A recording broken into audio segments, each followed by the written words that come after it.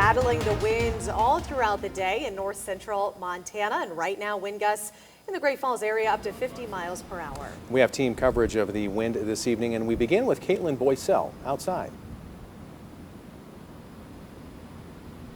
Yeah, Tim, Shannon, obviously the wind has been going all day now, but you know, people still have been getting out and doing what they need to do today.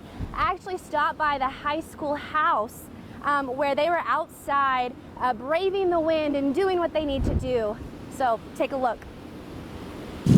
With leaves tumbling across the pavement, Great Falls is no stranger to high winds like we had today. And it hasn't stopped students a part of high school house at Great Falls from getting the job done. We're obviously no stranger to working in high winds in Great Falls, but we do take extra precautions when we see on the news that extreme high winds are coming up.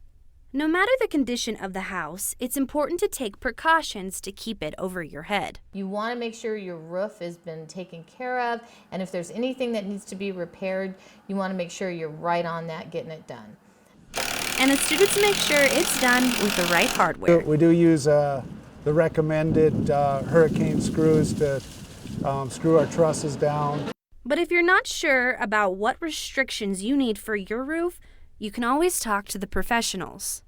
You can come down here and I can show you what the tables look like, but any of our roofing professionals here in town would be able to help you make sure that your roof is what you need it to be.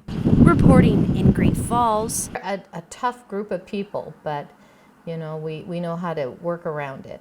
Caitlin Boycell, MTN News. And I spoke with the kids' advisor, and he ended up actually taking them in just a little bit earlier due to the high wind restrictions. And so they actually went inside and did some workshop stuff today because of the wind. But they did do very well on the roof for what they could do. But we'll head it back over to Brandon. Brandon?